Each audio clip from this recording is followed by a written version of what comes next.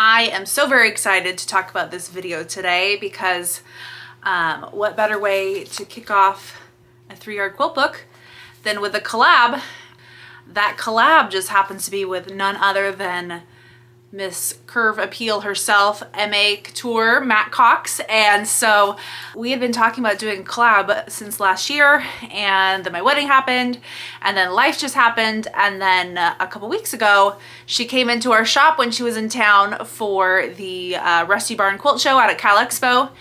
And we chatted a little bit and then got to messaging once she was back in her hotel room. And we came up with something awesome, something super cool and amazing to kind of kick off this curve themed 3-yard quilt book for me, for her, for a whole lot of fun. And there's a couple things that we're gonna do. First off, our main thing we decided we were gonna do is we were gonna dye our own fabric. So I went with tie-dye for mine because my niece was coming in town and I thought it'd be a lot of fun. And so we tie-dyed some t-shirts. And then in the mix of it, I also tie-dyed some fabric. I used the Kona PFD for my base fabric for dyeing, PFD prepared for dyeing. So that's what I did. And I used one of the tulip tie-dye kits, just ready to go. You put your water in, you shake it up, mix your dye, and that's all you gotta do. So let me show you my process of dyeing my fabric first, and then we will talk more about the quilt pattern I'm gonna do. So here's all the PFD cut, folded into about 1.25 yard pieces, and now it's time to go twist and dye these.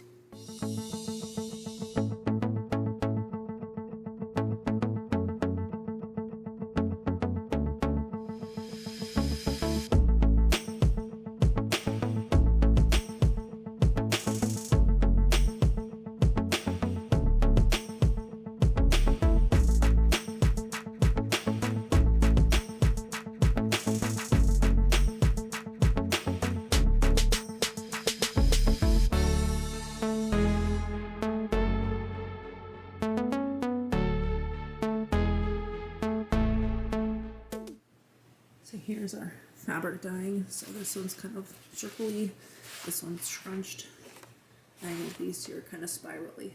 I folded these two spirals in different ways, so we're gonna see what happens. It'll be an adventure.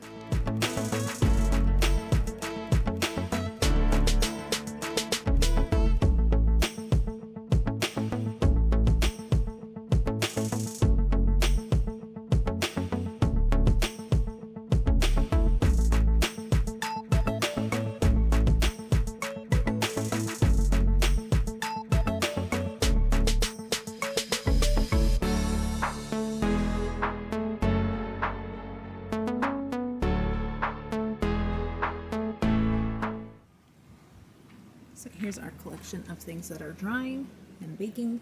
So in a couple hours, I'm gonna take these home and rinse them on out. Okay, so now's the time we're going to unveil and throw our fabric, dyed fabric into the wash. I've got my gardening gloves on because those were, all of our plastic gloves got thrown away, but let's see what we got here. So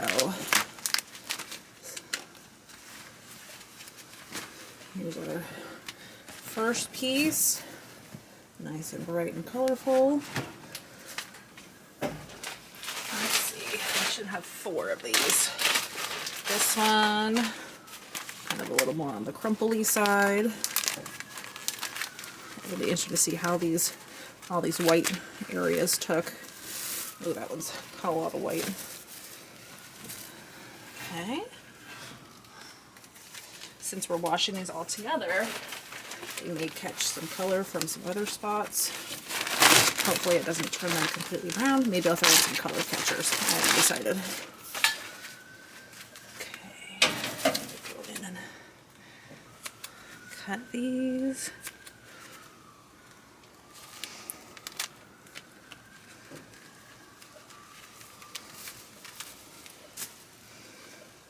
I have quite the rubber band collection to pick up off the ground.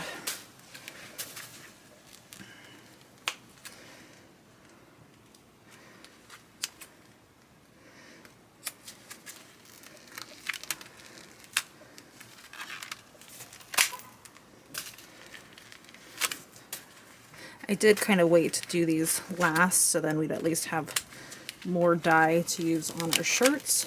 So that's why we may have some white spots, but then that may just mean white will not be my coordinating color as far as Kona goes. I'll just maybe find some Kona solids or something, because pairing another print with these are going to be quite a wild adventure.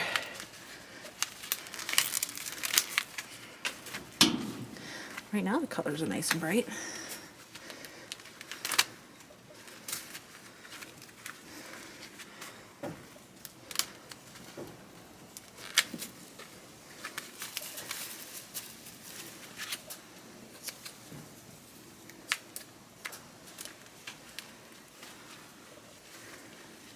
Okay.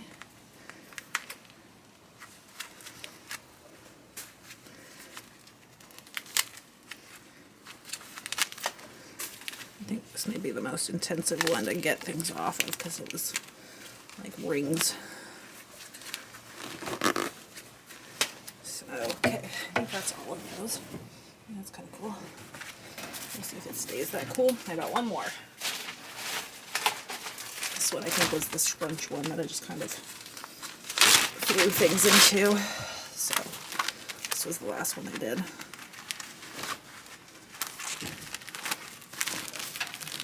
All right. Oh, I know. Rubber band went on in. Okay. That was exciting. So throw these in. I'm going to find a color catcher or 4 and let it do its thing.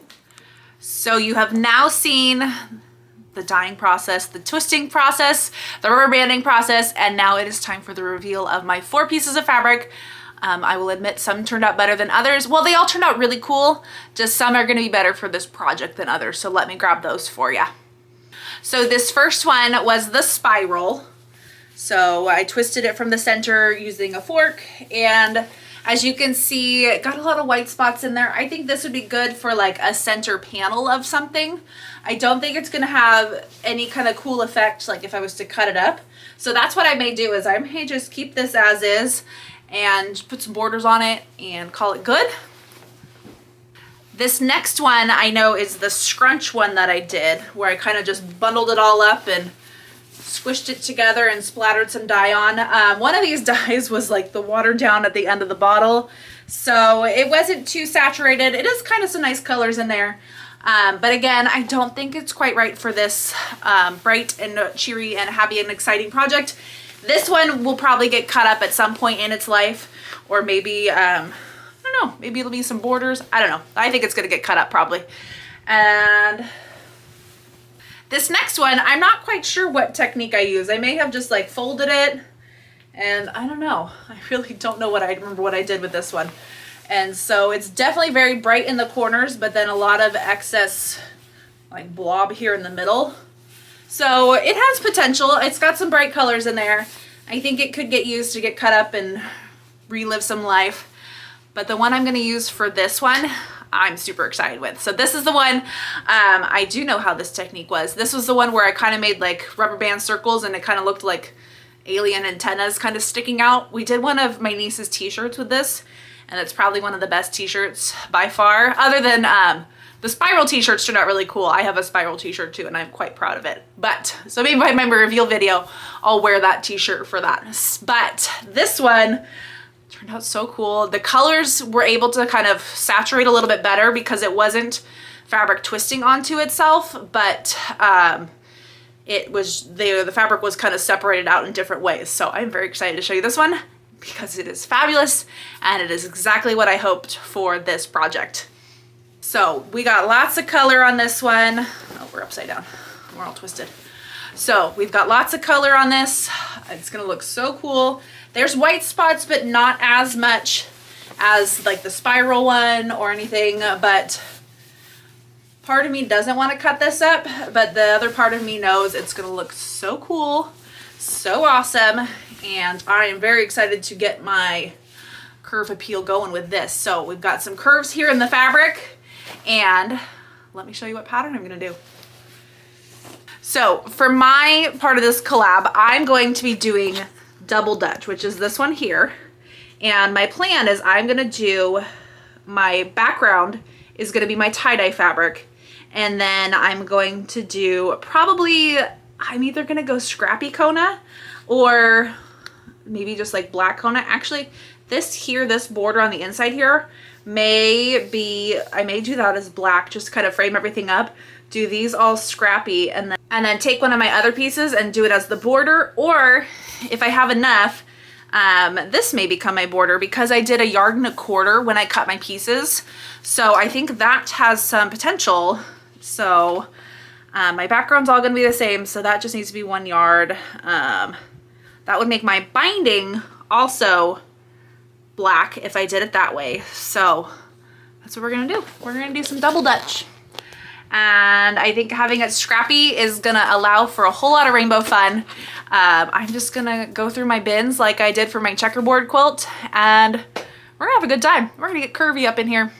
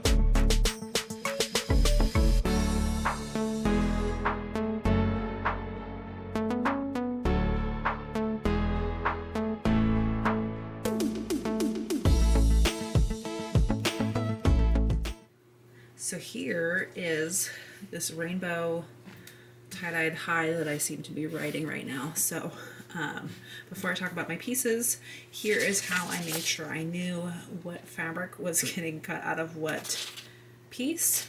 My tie-dye one, I wrote right on there. It's just a copy from my copy machine.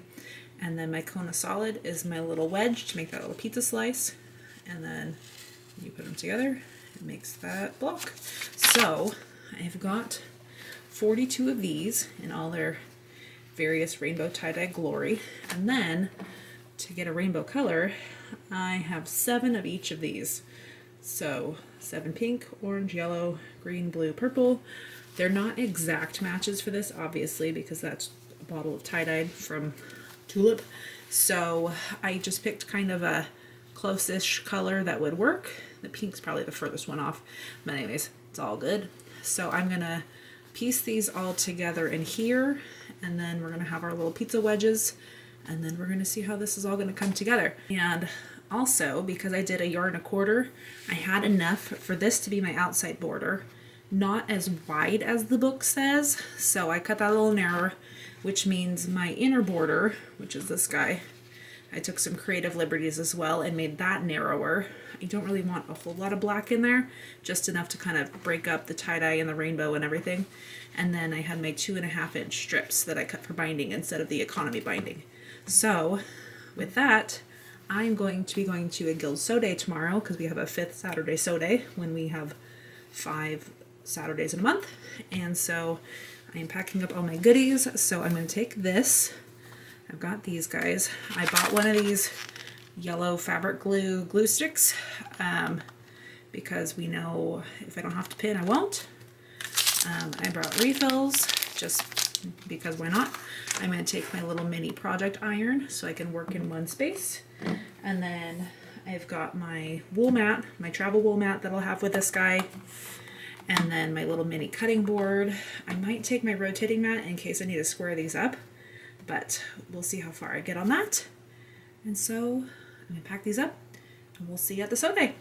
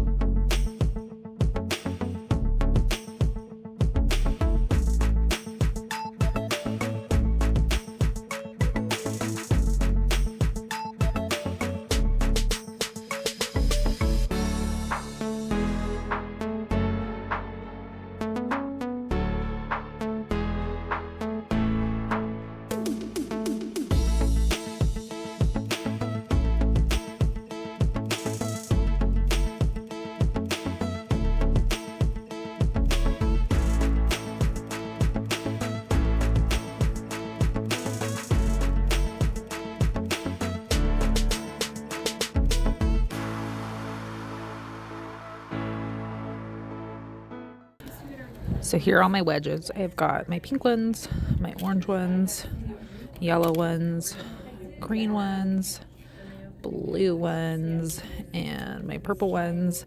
I'm gonna see what I can get done here. I've got one that when I had these all stacked and ready to cut out, it missed some of my last little bit here, so I need to fix that at home. So I'm gonna see what I can get all done together and see how much quilt top I can get completed.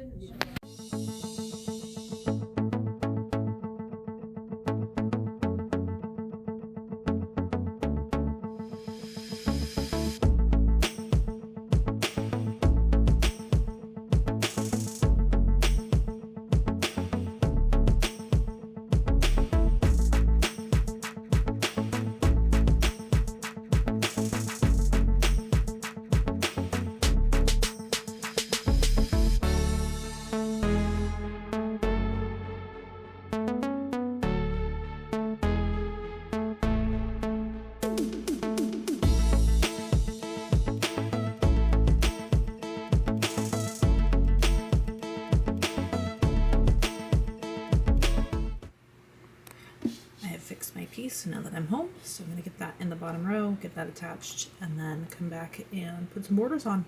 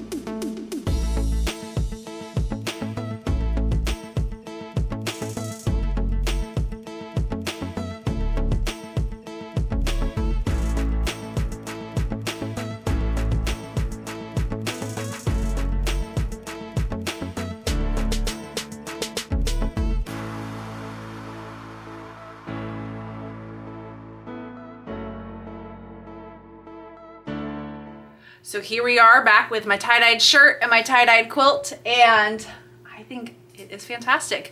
Mac did a great job designing this double Dutch quilt. I think it's super fun and very rainbow and happy, whether you do it with, I'm getting my threads off there, whether you do it with tie-dyed fabric or regular fabric. I think this is just a super fun little quilt, and it is so easy to expand and grow this. Like, I can imagine doing this in twin size, in a queen king, just making it all scrappy and wild and crazy. Like with my Kona here, I didn't use the yardage, I used scraps, and so my piece and my cutting were a little bit different, which is probably why I got that weird my wedge chunk that I had to come home and fix after my sew day. And so I give like 2 thumbs up to this. I'd give more if I had them, but I'm very excited to sew more of these curve 3-yard quilts. So if you are curve curious, this is the way to start. These are so great, whether you use the templates or not. I mean, whether you use the plastic templates, that is. I use the paper from printing it off on my printer, just making a copy of it. But you can get her templates, you can get, you can use it on cardstock, you can do the freezer paper method. There's so many fun ways that you can make your templates to make them last and to do all the things. So if you haven't already checked out Matt Cox's channel, be sure to hop on over there. She's got some great stuff, very creative. She is very 3-yard quilty like me. She's also, much like myself, a Janome enthusiast and a Disneyland lover. So she is the lucky duck that gets to live close to Disneyland and go on a regular basis, while I just have to sit and wish and dream from 8 hours away. So, just like looking at this. Like, I know I need to quilt it, but I just like looking it on my wall right now. I really am glad I did the black here to kind of break it up. I can't imagine doing tie-dye on tie-dye on tie-dye.